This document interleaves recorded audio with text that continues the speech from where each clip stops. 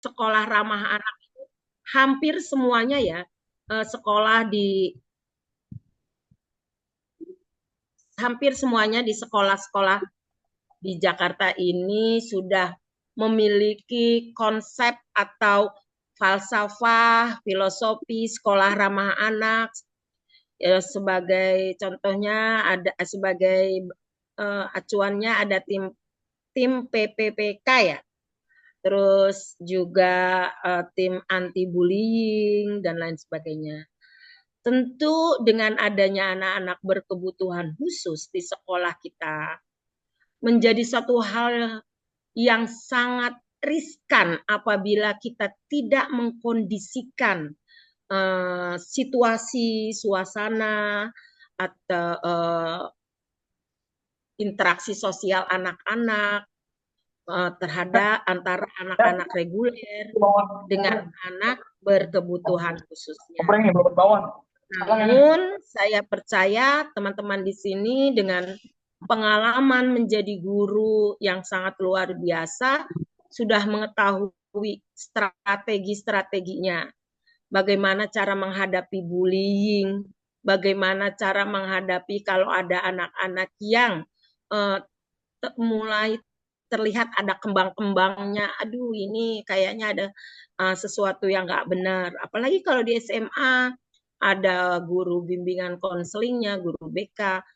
Namun teman-teman, sebagai sekolah ramah anak, sebagai sekolah yang sekarang harus memiliki falsafah atau etos dari pendidikan inklusif, masalah anak-anak itu bukan hanya tanggung jawab guru bimbingan konseling. Pintu pertamanya adalah kalau di SMA berarti temuannya akan di guru bidang studi dulu, mungkin temuannya teridentifikasinya saat guru bidang studi, guru mapel ada di kelas. Biasanya guru mapel akan lapor nih kepada wali kelasnya. Wali kelas nanti mungkin akan mendiskusikan bersama teman-teman di sekolah, di kelas, di kantor. Ini gimana ya si Dewi ini kayak begini, sharing, berbagi, lalu cari solusi bersama, atau mungkin ada hal-hal yang harus ditindaklanjuti, atau mungkin harus bekerja sama dengan pihak luar. Untuk itu merupakan kebijakan dari sekolah tersebut. Jadi ingat teman-teman bahwa apapun masalah yang timbul, sosial, emosi dari anak-anak di sekolah bukan hanya tanggung jawab guru bimbingan konseling. Ini adalah tanggung jawab kita bersama. Karena kalau saya sependek pengetahuan saya, salah satu yang terbaru dari tupoksi kita yaitu menjadi guru untuk anak-anak berkebutuhan khusus di sekolah inklusi. Jadi kita harus nerima. Karena inklusivitas itu sifatnya sudah nasional. Di mana-mana bahkan sebelum Jakarta ini termasuk yang kesekian, di daerah lain sudah lama. Sudah saya pernah tanya di Jogja, oh udah lama kalau di Jogja ini seperti ini gitu kan. Jakarta mari kita sama-sama kembangkan ini. Kita punya keinginan yang sangat kuat, harus punya keinginan yang sangat kuat. Mulai ajalah dari diri kita sendiri. Kalau semua berpikir mulai dari diri kita sendiri, saya percaya bahwa sekolah tersebut akan tampak inklusivitasnya. Tanpa ditanya pun orang masuk akan terasa, oh ini sekolah ramah anak. Oh sekolah ini sangat inklusif.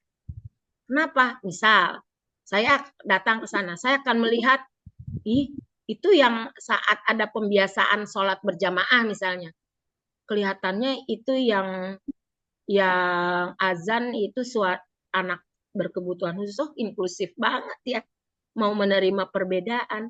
Terus saya ngeliat di lapangan, ternyata gurunya benar-benar memfasilitasi, mengakomodasi kebutuhan anak-anak berkebutuhan khususnya di lapangan, berarti ini inklusivitas. Jadi dengan masuk saja kita sudah ada terasa berbeda. Baik, bagaimana tugas kita sebagai pendidik? Sekarang kita disebutnya bukan guru lagi, bukan mendidik, tapi sebagai fasilitator. Oh, udah ganti lagi. Siswa sekarang sebutnya murid, tidak lagi siswa, tapi murid. Bagaimana strategi lingkungan inklusif ramah pembelajaran? Ramah pembelajaran, jadi bagaimana dalam situasi kelas, ini kita akan berbicara kelas dulu. Di kelas itu semua terakomodasi. Ramah terhadap setiap anak. Mau anak reguler, mau anak berkebutuhan khusus, mereka merasa aku di sini diakui, aku di sini dihargai, aku di sini dipenuhi kebutuhannya. Itu sih sebenarnya anak-anak itu tiga itu sudah tercukupi, sudah terpenuhi, mereka akan nyaman di sekolah. Bagaimana bisa mereka nyaman kalau kebutuhannya dia, kehausannya dia tidak terpenuhi oleh kita? Bagaimana mereka bisa mau berangkat sekolah kalau mereka tidak diakui, tidak dihargai? Udah emang kamu dasarnya anak bandel sih. Udah nggak apa-apa, ibu nggak, murid ibu cuma 30 aja, kamu nggak perlu ada. Kamu mah cuma bikin pusing kepala ibu. Nah, itu kan berarti anak tidak diakui. Mungkin kita maksudnya sih mungkin bercanda, atau mungkin maksudnya kita melampiaskan kekesalan.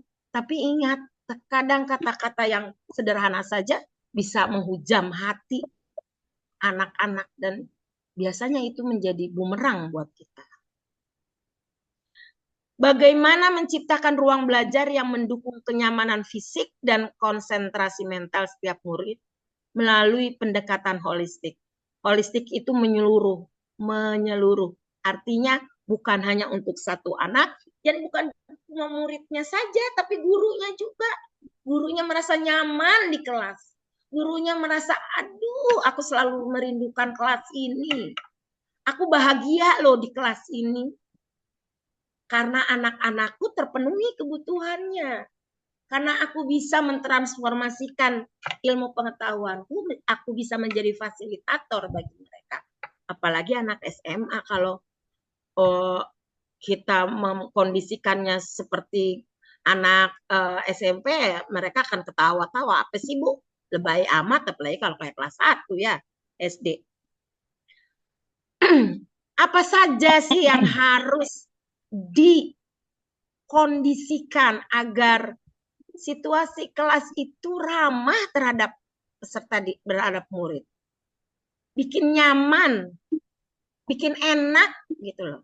Enjoy saya di sekolah, happy saya di sekolah. Satu, yaitu bagaimana penyesuaian fisik.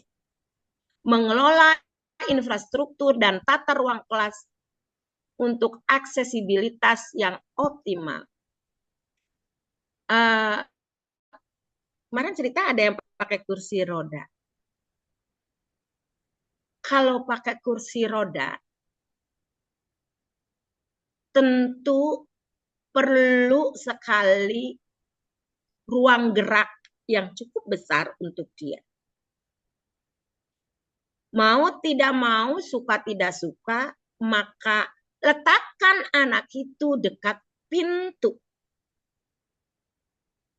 Ya, pintu masuk, tembok kan, nah, tekan sebelah kiri. Kecuali kalau dia dengan masalah lain, kursi roda, pakai kursi roda ternyata dia autis. Maka dia harus diletakkan di tempat yang dia tidak bisa melihat keluar. Kalau ngelihat keluar terdistraksi lagi, rentang fokusnya hilang lagi. Gitu. Lalu furnitur ergonomis nanti akan dijelaskan. Tuh, ergonomis itu tentu dapat memenuhi menjadi nyaman, bisa mudah bergerak. Apalagi ya? Sisi keamanannya, misalnya anak autis pakai bangku, kursi yang khusus untuk anak autis ada itu. Di sekolah saya mana ada, nggak dikasih pemerintah gitu kan. Kalau ini masih ada anak satu atau dua, mintalah bicara baik-baik dengan orang tuanya. Kalau dia memang autis yang harus, ADHD yang harus, yang masih belum tertata laksana behaviornya, jadi harus pakai kursi itu. Sampaikan ke orang tuanya. Biar letakkan saja kursinya di situ. Nanti naik kelas berikutnya pindahkan kursinya. Navigasi jelas, nanti dijelaskan ya satu-satu. Navigasi itu petunjuk ke kanan, ke kiri, petunjuk buka, tutup. Ini toilet disabilitas. Ini apa ya? RAM. Terus di perpustakaan khusus ada yang untuk ruang membaca berkebutuhan khusus. Oh, ini navigasi lagi kemana arahnya berjalan dia ke sekolah, ke kelasnya. Misalnya harus dari pintu masuk ke dalam itu ya, anak-anak tunanetra. Kalau anak tunanetra mau ngumpulin, jangan ngumpul, kalau ngumpulkan tunanetra jangan kitanya teriak-teriak, walaupun mereka belajar yang disebut apa itu, kalau tidak salah ya, mudah-mudahan saya tidak salah ucap, diskriminasi suara. Jadi dia bisa memilih suara. Ini suara Bu Guru, ada Bu Guru yang mana nih ya, suaranya ada di sebelah mana gitu arah suara. Memang ada beberapa yang memang sudah belajar. Kalau yang belum belajar kita pakai tepuk tangan aja. Itu sudah navigasi. Hey, kumpul sini kalau ada anak yang tuna rungu. Kalau sama anak tuna rungu kita teriak-teriak ya capek kita, dia nggak dengar. Beda lagi dengan tuna tuna rungu, maaf. Tuna netra, yang dengan tuna netra, maaf, dengan tuna netra ya. Kan dia merem ya. Kalau kita lambai-lambaikan tangan, sini sini ya nggak ngelihat lah. Jadi kita pakai, nah bisa gini. Guru olahraga kalau anak tunanetra mau main bola, akalin Pak bolanya. Kasih bunyi kerincing-kerincing. Kalau nggak beli ada bola yang isinya ada bunyi kerincing-kerincing-kerincing gitu. Jadi ketika main bola dia ikut main bola sama teman-teman yang lain. Sama anak-anak reguler dia main bola. Tapi bolanya itu dikasih bunyi. Dalamnya ada bunyinya. Bola voli maupun bola tendang itu ada bunyinya, ada bunyi kerincing-kerincing gitu. Berarti itu navigasinya itu sebenarnya. Oh, itu bolanya ada di sebelah sana, dia bisa kerja. Mau dia bisa nendang, mau enggak, setidaknya dia sudah terakomodasi. Dia ikut, dia diakui. Nah, itulah yang disebut ramah anak. Jangan karena dia tunanetra, dia tidak bisa, nggak usah ikut main bola. Orang kamu mah kagak ngelihat gitu. Oh, nggak bisa. Nggak bisa kayak gitu. Kita harus tadi inovatif, cari cara gimana supaya dia bisa main bola. Ya. Lalu layout itu artinya harus fleksibel, jangan banyak apa ya, belok-belokan ruangannya untuk dia misalnya mau masuk ke perpustakaan, udah habis belok kiri ke kanan, turun naik gitu. Nah, itu namanya tidak, layoutnya tidak fleksibel. Lalu penyesuaian non fisik, membangun interaksi sosial dan dukungan emosional yang inklusif, iklim emosional yang positif, budaya kelas inklusif, dan ekspektasi tinggi. Baik, kita jelaskan satu-satu. Ini cuma, kalau nggak salah slide-nya cuma 6. 6, bukan 6 deh. 8 ya. 6. Pokoknya sedikit. Slide-nya berapa ya? 8 tuh. Ini aja sudah berapa? Sudah 4. Cuma sedikit. Makanya tadi saya bilang kita. Baik. Furnitur ergonomis. Pastikan tinggi meja kursi sesuai postur murid.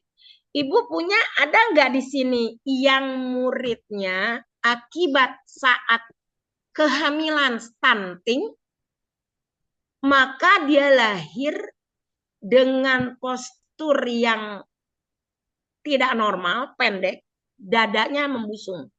Silakan jawab kalau ada. Kalau nggak ada nggak apa-apa. Ada nggak?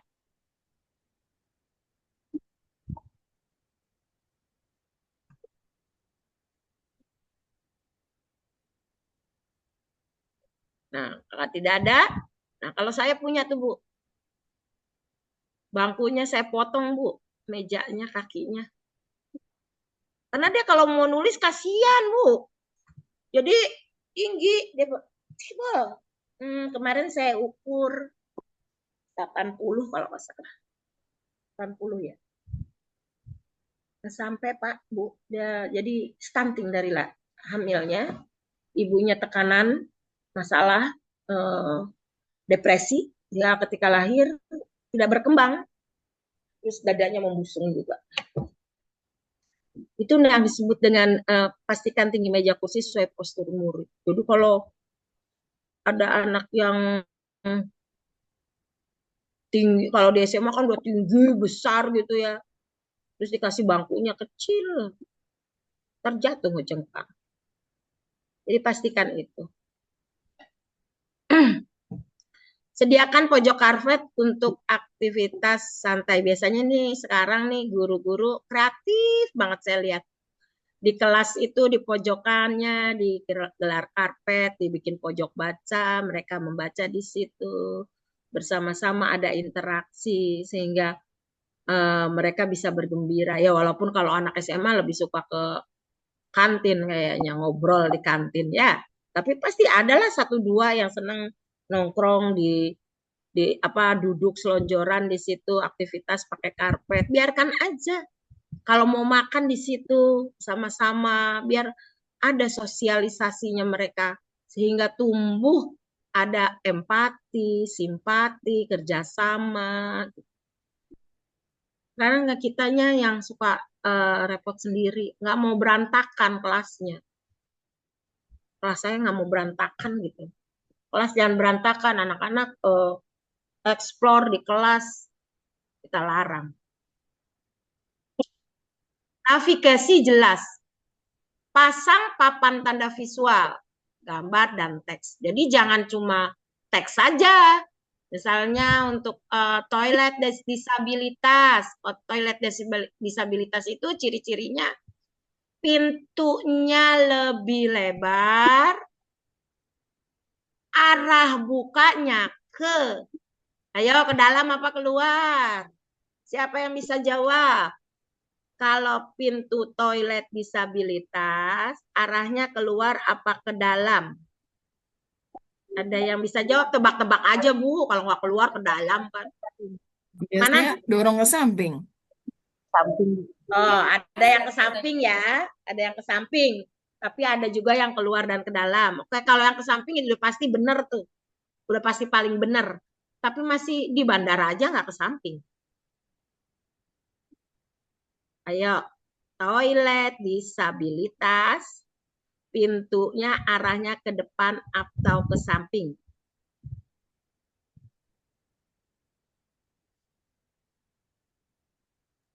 Ke dalam. Ke depan apa ke samping? Saya tuh gimana sih? Keluar atau ke dalam gitu.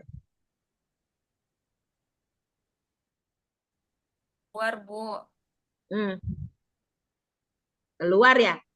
Ya, betul. Karena supaya manuver dari kursi roda, kalau kursi roda. Yang kedua, terjadi sesuatu, misalnya nih terjadi sesuatu, pintu nggak bisa dibuka. Pasti kan orang dobraknya itu tendang gitu kan. Tendang gitu. Kalau ditendang, siapa tahu anaknya berdirinya tepat di depan pintu. Ditendang dia ikut ke dorong. Bahaya kan? Mana, Pak? Jadi benar. Pintu itu Ya, udah harus sebenarnya pulang. keluar. Iya Sebenarnya tuh. sih ya. Pulang dari tadi Sebenarnya. nungguin ya. Iya Jadi gimana Pak. dong? Pak Johan Jadi bicara dengan gimana? saya atau dengan... Oh bukan. Jadi keluar supaya ketika ada manuver kursi rodanya itu bebas. Sekarang kalau naik lift anak pakai kursi roda, kita dorong maju apa kita tarik ke belakang? Ayo. Belakang. Ke belakang, Bu. Dibalikin Tarik dulu. Dibalik ya. Dibalikin dulu. Sayang ya, di mana-mana orang belum paham itu ya Bu ya. Kadang kalau kita ingatkan suka ini ya. Jadi kebanyakan orang main dorong aja gini. Padahal harusnya diputar dulu, terus kita tarik. Kenapa? Kalau terjadi sesuatu, maka dengan sangat mudah itu tinggal kita dorong. Kita tarik. Seperti itu. Itu hal-hal sepele yang kadang kita itu, aduh, oh gitu ya, gitu kan. Nah, lalu ada lagi nih,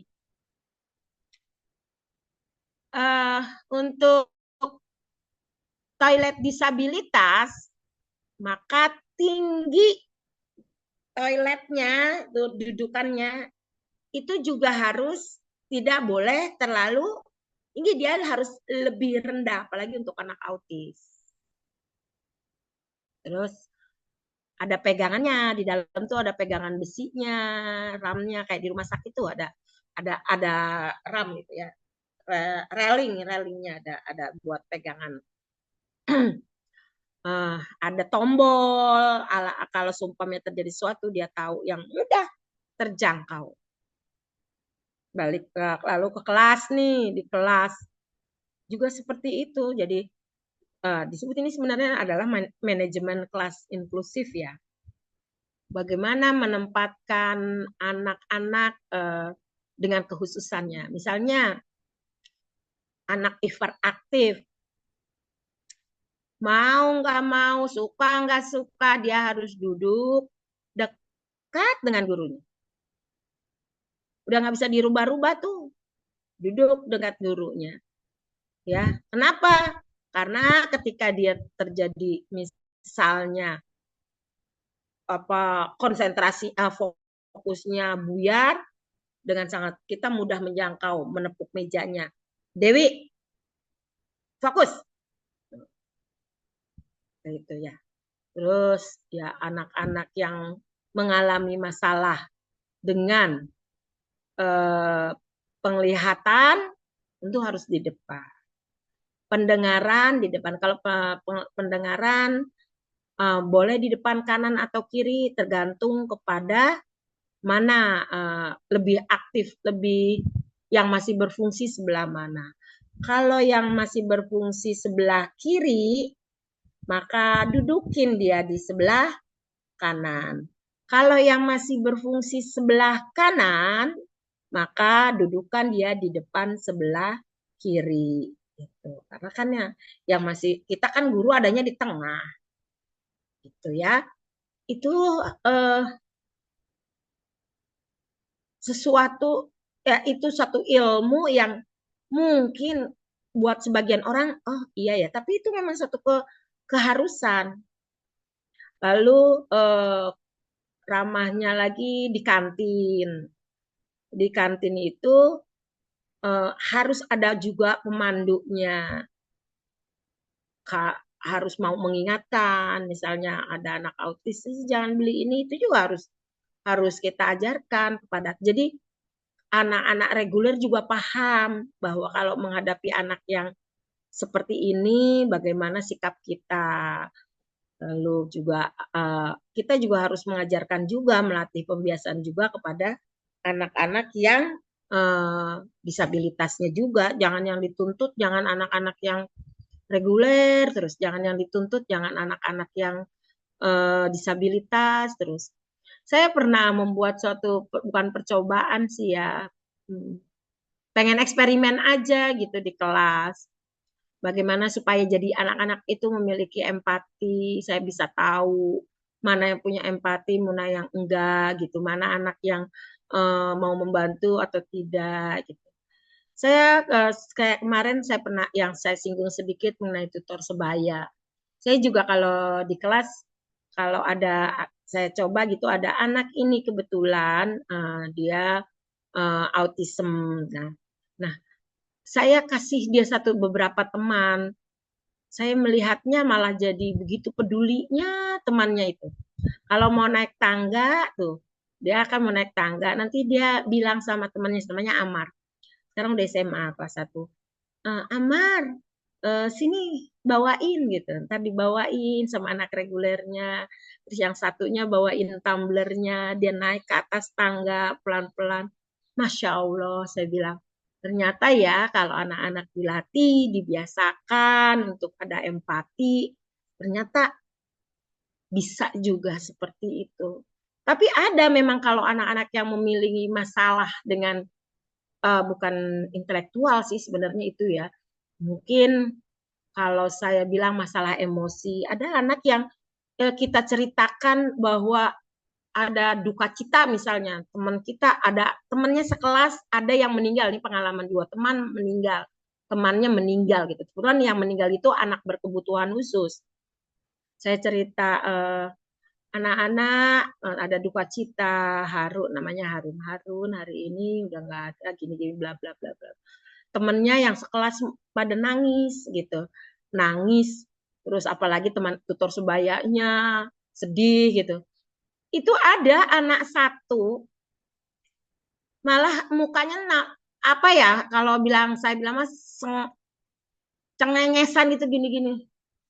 Kenapa ini anak kayak gitu? Syukurlah dibilang gitu. Loh, kok saya bilang saya tanya kenapa ada apa? Rupanya memang eh, ada didikan dari orang tuanya yang mengakibatkan dia menjadi anak yang individualistis. Gitu. Nah gitu. Jadi itu yang sebenarnya hal-hal yang kayak gitu itulah yang dapat kita bangun di dalam satu kelas di sebuah sekolah menjadi sekolah ramah anak satu dengan yang lain.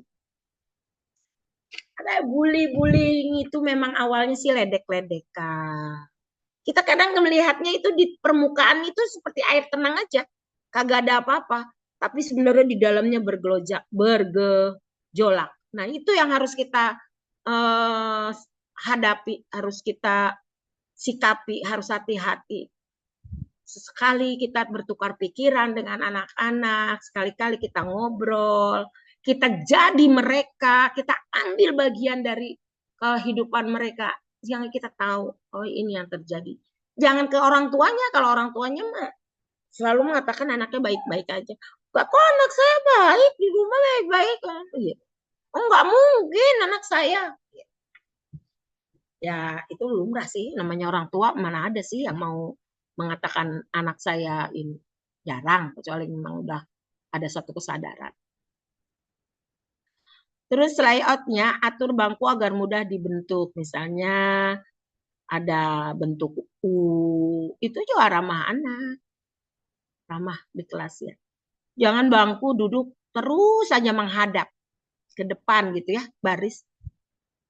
Apa kalau di SMA anak-anak ya yang sudah bisa melakukan anak muridnya. Kalau untuk anak SD itu kan harus gurunya yang bentuk, bikin seminggu bikin seminggu bikin model konferensi, model rapat, seminggu lagi ganti lagi ke meja kelompok dan lain sebagainya. Nah, anak-anak juga di SMA diusahakan lah seperti itu. Dan anak tidak ini tidak boring gitu, bosen ngadap ke depan terus. Kecuali kalau dalam keadaan dalam sedang asesmen ya. Pastikan jalur jalan di kelas bebas hambatan, terutama untuk pengguna kru dan kursi roda. Letakkan benda-benda supaya bisa mudah digunakan, mudah dijangkau oleh anak-anak berkebutuhan khusus. Ingat ya kemarin pesan saya, yang baik, yang bagus untuk anak berkebutuhan khusus pasti bagus, baik, bisa dipakai. Pasti bisa dipakai untuk anak-anak reguler, apapun itu. Sehingga dengan adanya ketersediaan kebutuhan mereka, mereka merasa ya itu tadi saya itu diakui, saya kebutuhan saya dipenuhi, saya bisa sama dengan yang lain-lain, setara, kesetaraan pendidikan, tidak dibeda-bedakan. Ada apalagi sekarang kan sekolah negeri atau swasta sama tidak ya, atau mungkin swasta sudah punya ya ada televisi yang gede itu ya, yang televisi pintar smart TV itu. Nah, itu bisa digunakan bersama-sama dengan anak-anak. Gunakan nanti gimana Bu untuk anak berkebutuhan khusus yang tulinya gitu kan, dengan gambar-gambar. Kalau belum ada juru bicaranya, bahasa isyaratnya, mungkin Bapak Ibu bisa membuat rangkumannya yang dijelaskan dengan TV, Smart TV itu. Terus sekali-kali juga anak-anak tersebut melakukan sama-sama mengeksplor. Kayak kemarin cerita ada guru katanya, IPA kalau giliran praktek senang banget deh Bu. Iya. Kenapa? Karena praktek langsung. Selalu dipegang. Anak-anak yang, apalagi kalau anak-anak yang ini, anak-anak yang cerdas istimewa. Wah, udah senang, paling senang praktek tuh anak-anak cerdas istimewa. Saya pernah terkagum-kagum dengan murid saya kelas 1. Kelas 1 SD ya Bu ya. Masuk, ini anak punya masalah apa. Pokoknya egois, maunya dia sendiri. Kalau enggak dia nangis. Bahasanya baku. Aku tidak suka Ibu Guru. Karena teman-teman tidak mau mendengarkan aku. Aku maunya seperti ini jawabannya. Besoknya lagi, Ibu, aku maunya jadi ketua regu. Ibu, aku maunya jadi juara.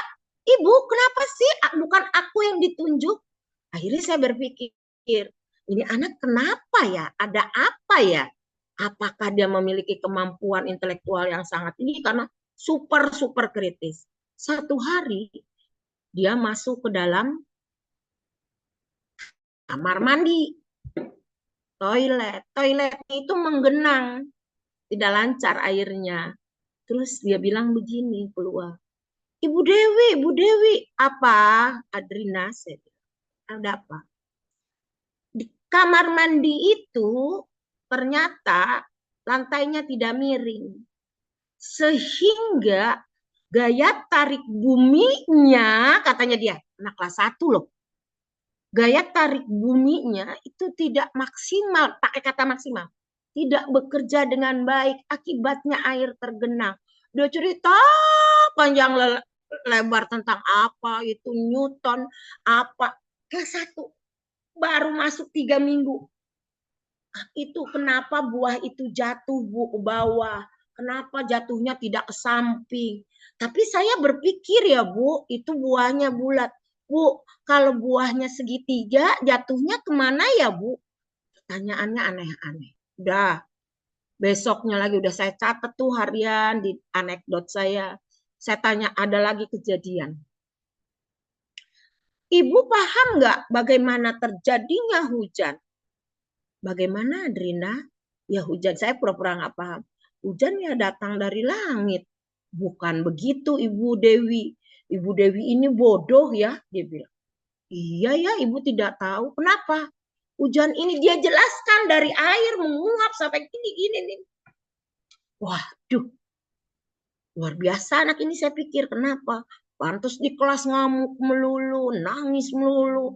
Enggak mau, karena saya memberikannya materinya ya sesuai dengan kurikulumnya yang ada. Saya kan belum asesmen, belum identifikasi. Akhirnya saya suruh tes IQ. Ternyata anak tersebut memang jenius. IQ-nya 137.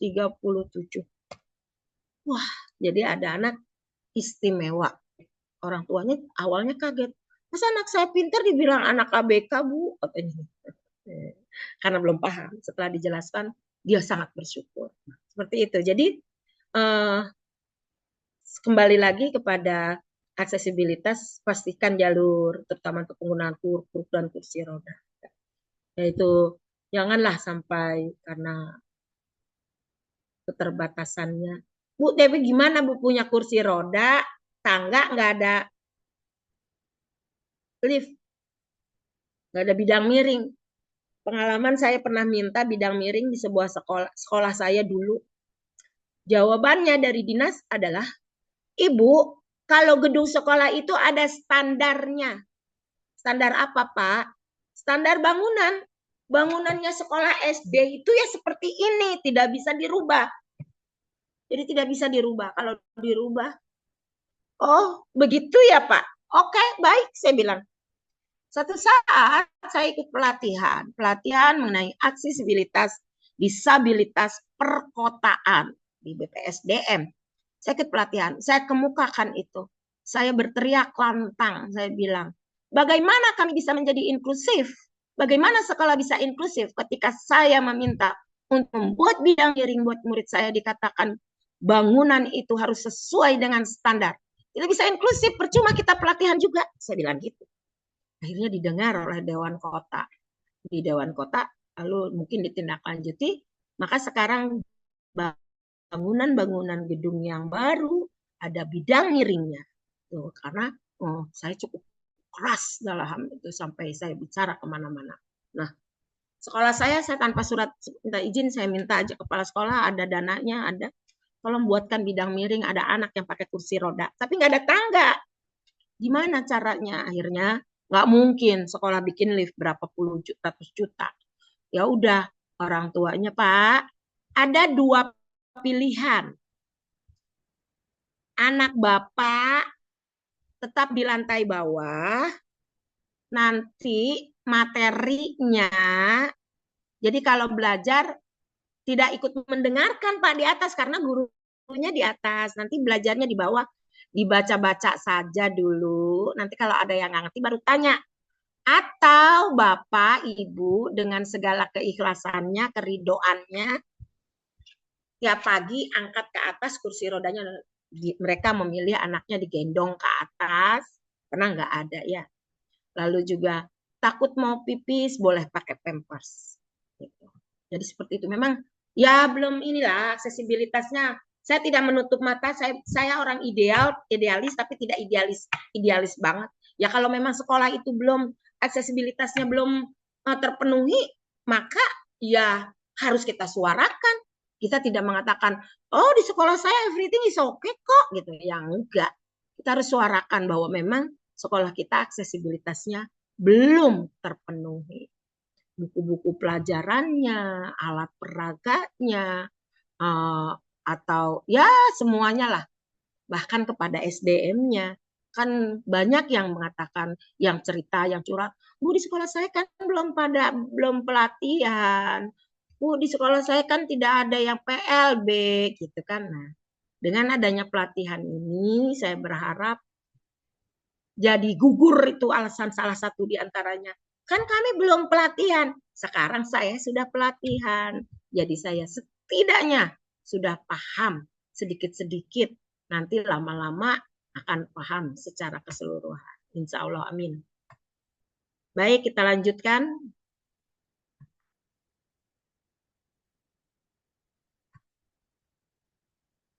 Penyesuaian non-fisik.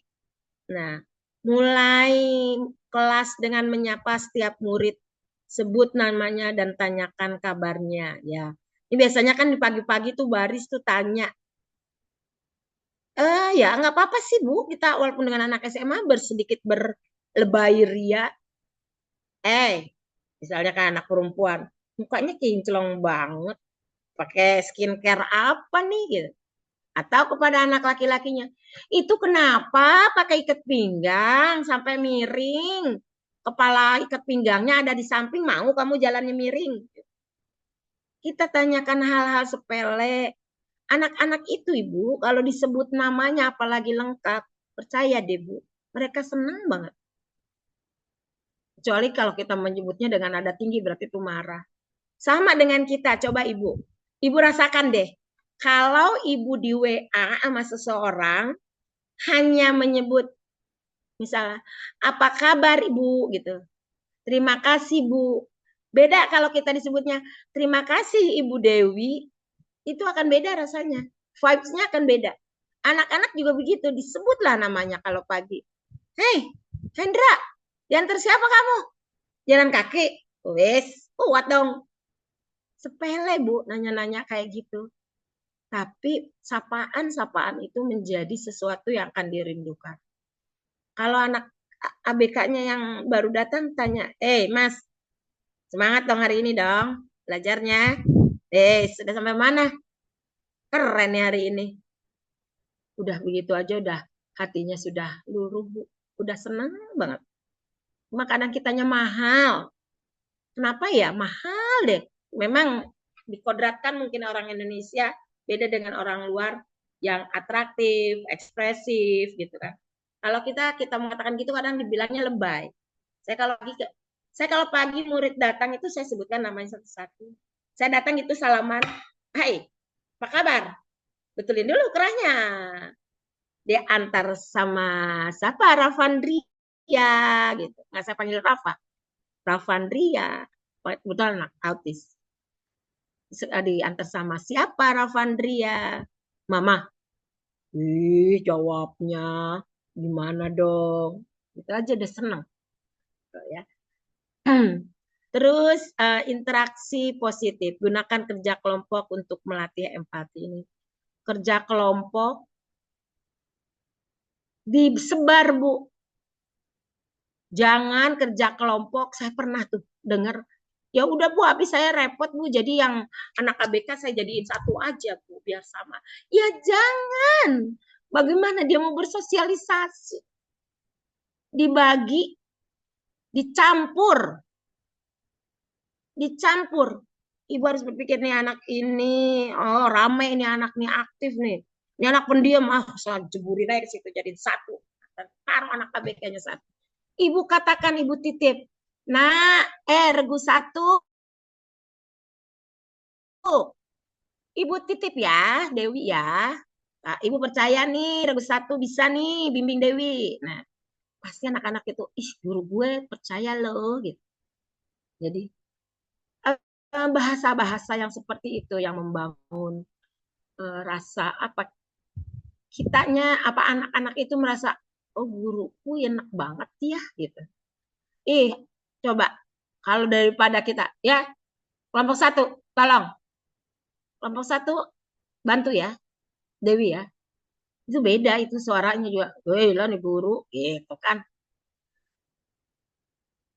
Dan jangan lupa mengapresiasi. Nah, mengapresiasi atau memberikan reward ini harus hati-hati Bu.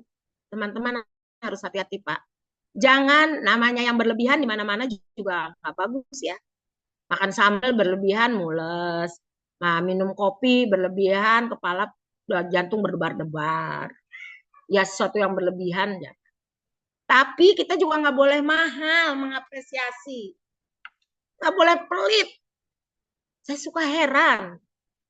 Nggak kita ke murid. Orang dewasa juga malas tuh ngasih jarang yang. Saya suka bingung.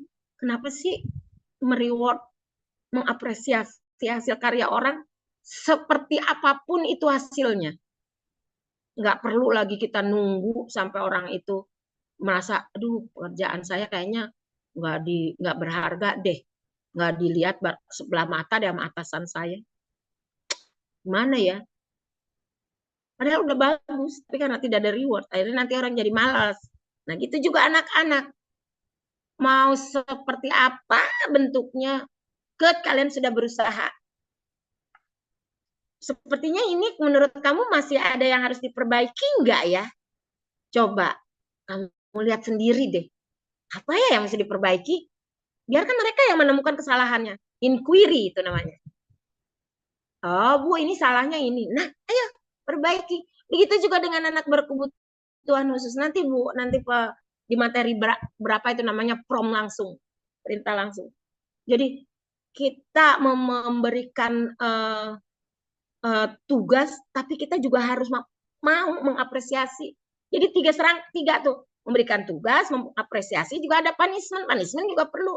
Punishment itu juga boleh kok hasil negosiasi dengan anak berkebutuhan khusus juga boleh. Saya tadi baru habis bernegosiasi.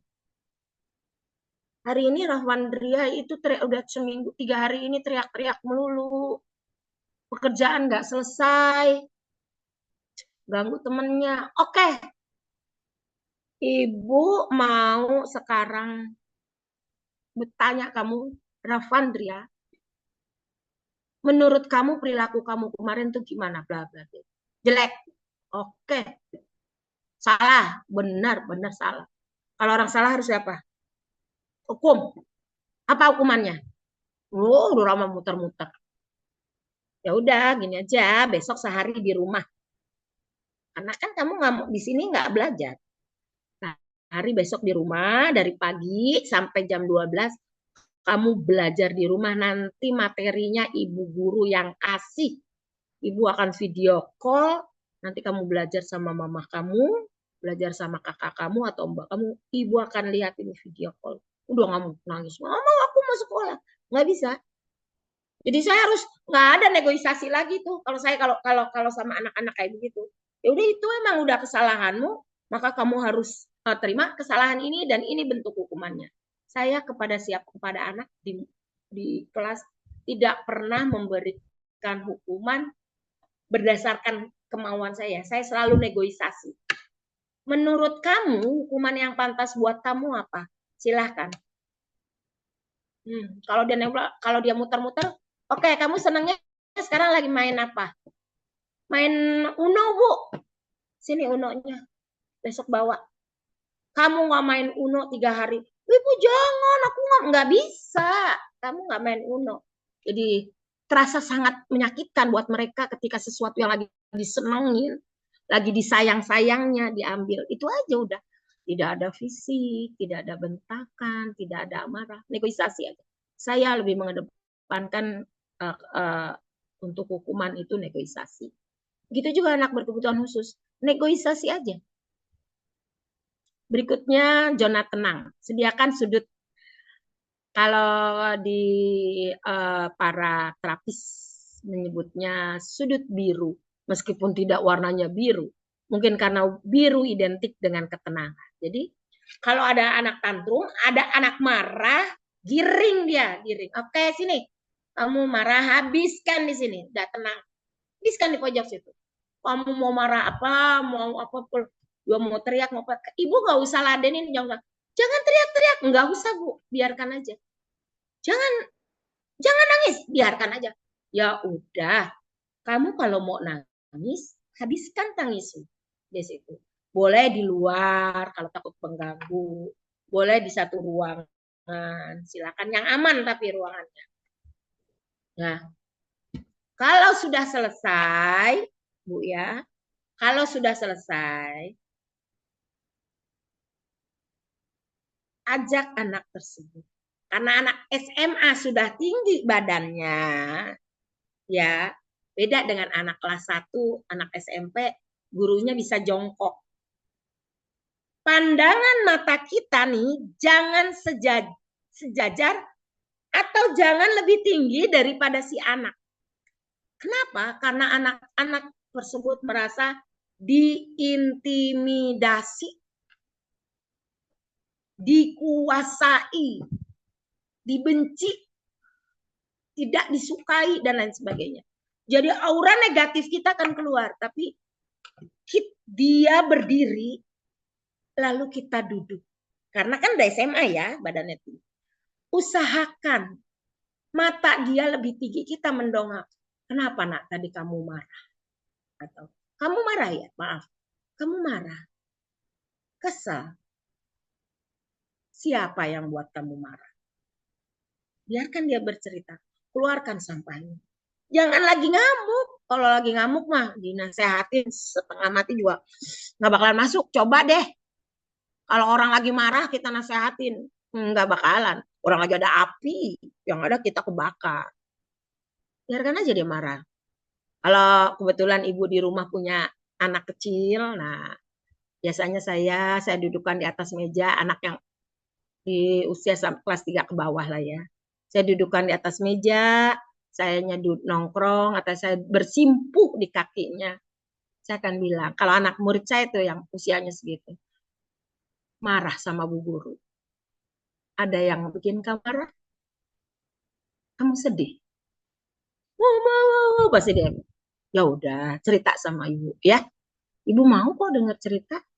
Kalau anak laki-laki pegang bahunya, nih ini empati nih Bu. Pegang bahunya, tekan sedikit, tekan. Ketika gua marah ya, sambil dipijit, marah ya. Karena di situ ada sebuah zat ya, kebahagiaan, kebanggaan, rasa aman, rasa nyaman yang ada milik orang anak tersebut. Kalau anak perempuan di mana? Di punggung. Sambil dilus-lus. Marah. Sedih. Ibu juga ikut sedih lihat kamu seperti itu. Tapi mari berikan kesedihanmu ke ibu. Kasih tahu ibu kenapa sampai marah begitu. Kenapa kamu nggak mau sekolah?